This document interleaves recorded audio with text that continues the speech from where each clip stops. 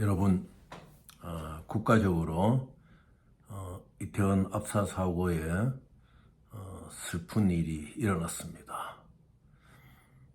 유명을 달리한 젊은이들에게 깊은 애도를 표하며 관련된 가족들에게 위로를 전하고자 합니다. 참으로 일종의 전후 사정은 다 두고라도 국가 시스템의 위기관리 방법에 대해서 한 번 더 생각해보는 계기가 된 것 같습니다.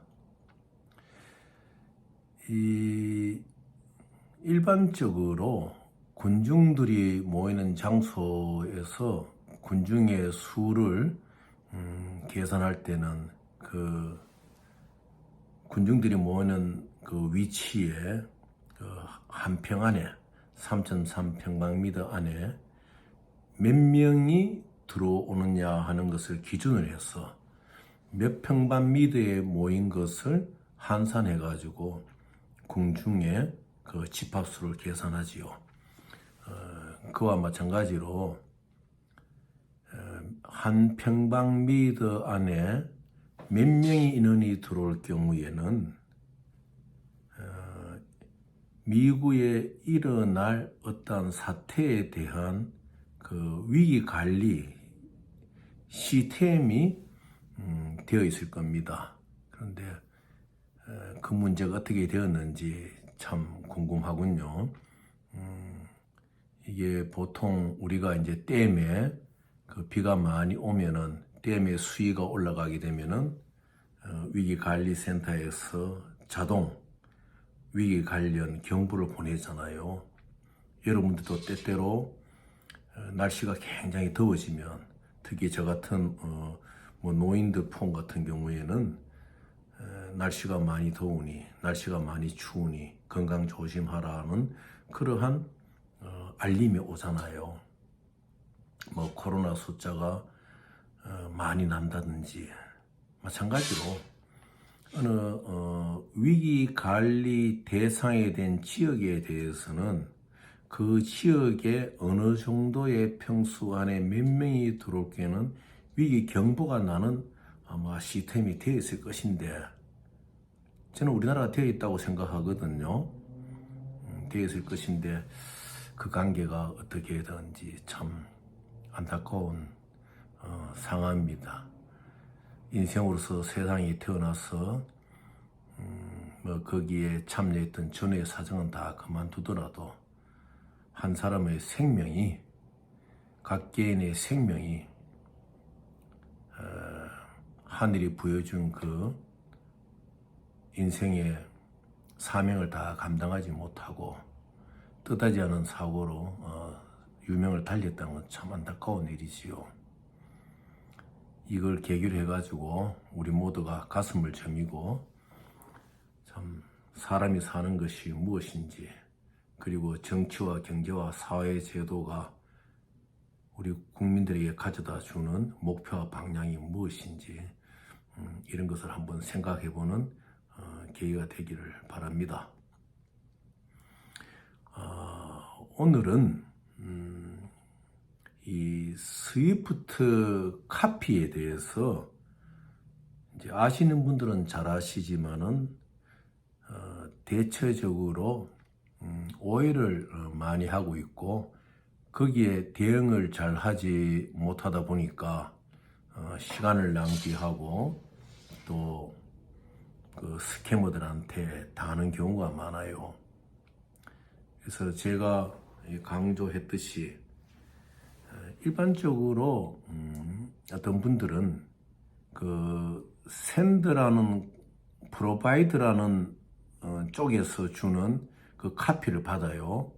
카피를 받으면 그것이 마냥 보내준 그러니까 스위프트를 보내준 거 그래 그 어마운트라든지 스위프트를 보내준 것으로 알고 거기에 이제 기대를 갖게 되거든요.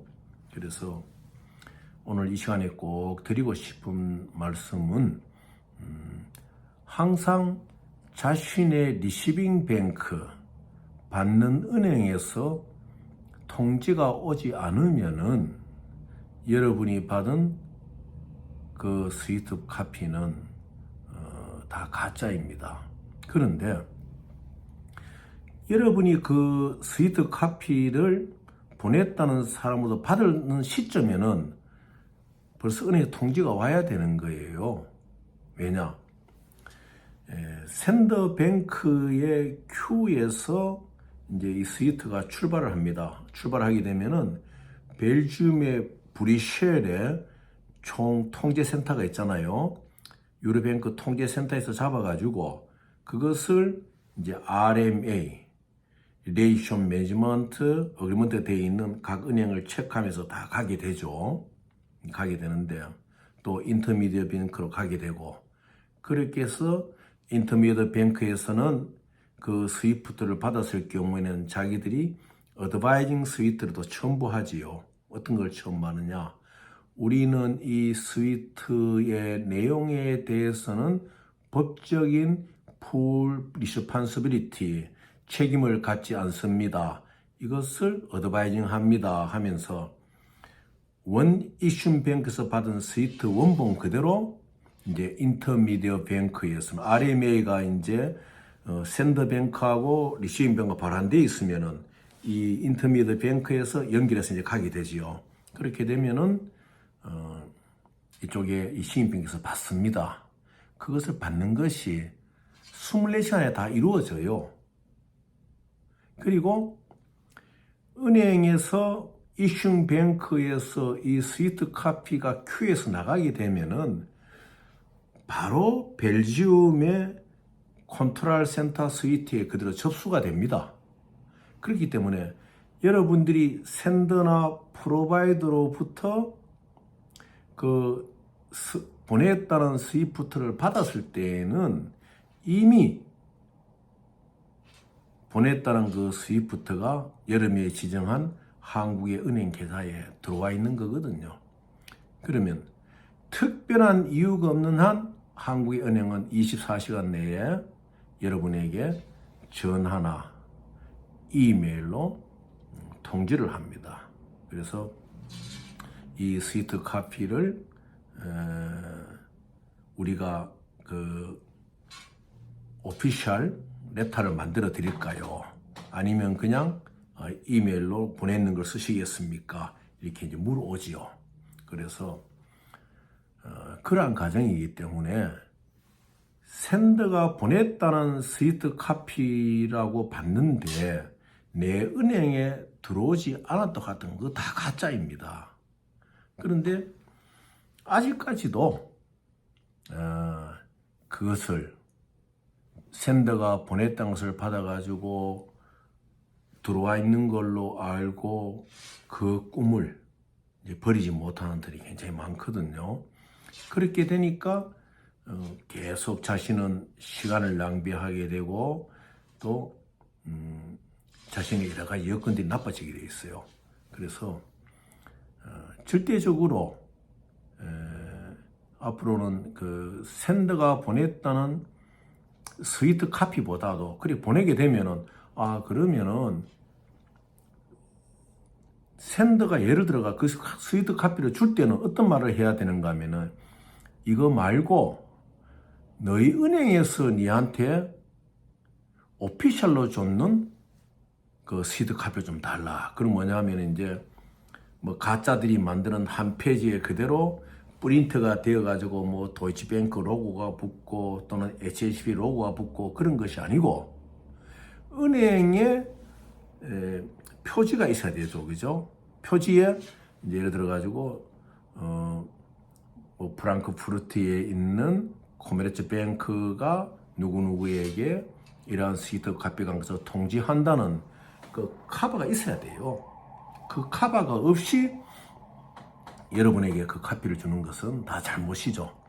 또 여러분이 리싱잉 뱅크에 가게 되면 리싱잉 뱅크에서도 카바를 다 해주거든요. 뭐 우리는 같으면 우리은행에 로고 다 달고 그 우리은행에서 그 이제 여러분의 회사 이름을 적고 이래가 이제 카바를 다 달고 그리고 난 뒤에 자기들이 사인해주고 하는 이 비용 24,500원 이제 받는 거 아닙니까? 그래서 이 강의를 들으신 여러분들이 만일 센다라 쪽으로부터 스위트 카피가 온다고 할 것 같으면은 야, 너 카바와 같이 다오. 너 그 샌딩 뱅크에서 너희 뱅크에서 너한테 이래 보냈다는 스위트 카피 줄 때 카바와 같이 달라고 요청을 하셔야 돼요. 그게 없으면 다 이제 엉터리인 거죠. 이제 저 같은 경우에 예를 든다면은 예를 들어 이제 은행에서 아메리카주 은행에서 이제 스위트를 2천만 불을 보내잖아요. 보내면은 최종 목적지는 국민은행이에요. 국민은행인데 인터미디어 뱅크가 이 대구은행이에요. 그러면은 이 스위트가 쭉 오는 과정에 대구은행이 어드바이징 뱅크가 돼서 국민은행으로 갈 때 이 대구은행에서 이 2천만 불이란 SBLC를 자신들이 어떤 뭐 프로젝트에 관해서 론을 해준다든지 모니터링할 그런 의사가 있으면은 그 담당자가 전화가 옵니다. 아, 이게 지금 국민은행으로 가고 있는데 우리은행에서 취급을 해도 되겠습니까? 왜냐하면 자기들은 RMA가 돼 있으니까. RMA가 뭐냐?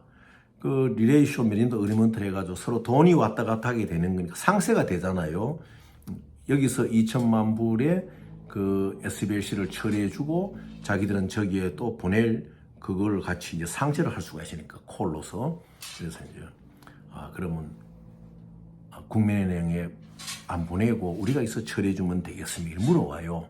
그럴 경우에 베니피셔리가 yes 그리고 동의를 하게 되면은 이 대구은행에서 이제 보내지 않고 그 프로젝트를 위해서 처리해 주겠다고 이제 대구은행에서 이제 표지 딱 붙여가지고 그 이 SBC에 대해서 그 인정하는 그 스위트 카피 같은 이런 걸 맞춰서 이제 내주는 겁니다.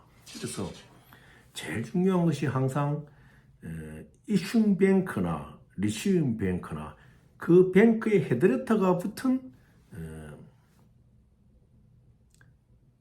이제 그 스위트 카피가 나와야 된다. 그 이슈 뱅크도 별도로 이 보냈다는 보통 그 여러분들 센터가 주는 보냈다는 카피 말고 앞에 헤드 카버가 붙어줘야 돼요.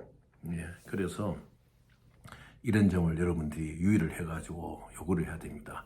이제 우리 한국은행 같은 경우 여러 가지 방법들이 많죠. 찾아가면은 헤드 카버를 붙여가지고 이제 만들어주고, 하나은행 같은 경우에는 쭉 보면 이런 A4 용지에 보면 하나은행의 규격 용지에다가 오른쪽 제일 밑에 보면 하나은행 로고가 안 있습니까? 그 초록색의 로고 그게 딱 붙어가지고 자기들이 받은 그대로 받은 스위트 카피 그대로 이렇게 해가지고 이제 이메일로 보내줍니다. 뱅크 오피셜 이메일로.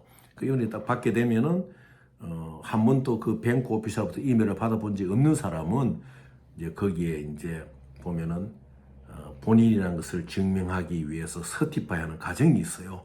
그 서티파이를 가지고 로봇이 아닙니다든지 그런 걸 다 하게 되면은 자기한테 온 PDF를 열어서 보고, 그리고 요 이메일로서가 아니고 내가 이제 요것을 가지고 하나 헤드카퍼라 붙인 리시പ്이 필요하다. 그러면 은행에 찾아가 좀 해달라. 그러면 은행에서 이제 그렇게 이제 오피셜로 이제 만들어 줍니다. 똑같은 거예요. 그리고 이렇게 이제 760을 제대로 받잖아요. 받고 나면 그 다음에는 요즘 뭐 거의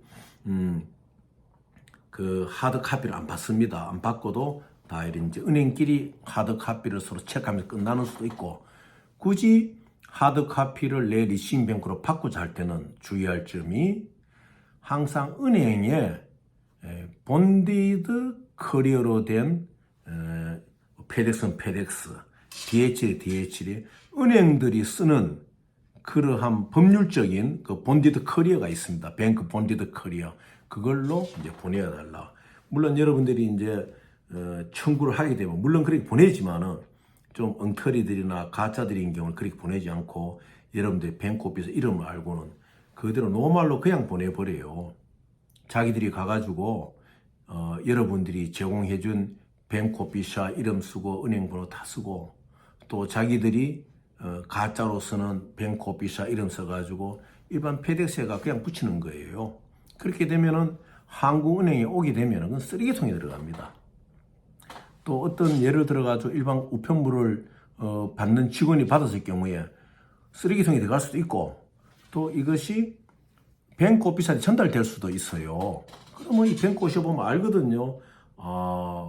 내 계좌에 고객이 이 페이크들하고 뭔가 오고 가는구나. 그러면은 그 은행에서는 여러분들에게 통보도 안 하고 여러분들을 어드미니스트레이션 디테일에 넣어버려요. 그거 뭐냐면 블랙리스트 일종의. 앞으로 이 사람이 이러한 페이크들하고 같이 일함으로 인해 가지고 사고 날 염려가 많다. 이래가지고 이제 관리. 자기도 모르게 은행으로부터 이제 발생될지도 모르는 범죄자 취급을 받는 거예요. 그래서 항상 내 뱅크 어카운트라든지 나의 CIS, 클라이언트 인포메이션 시트 이런 것을 함부로 바꾸려주면 안 돼요. 패스포드는 다 한 거죠. 이제 그래서 그런 점을 많이 주의해야 됩니다. 이게 여러분이 들으시면 이제 그렇게 해야 되지 이런 생각하도록 실제로 응해보면요 전부 다 보면은 뭐 거의 100명 중에 99명 그래요.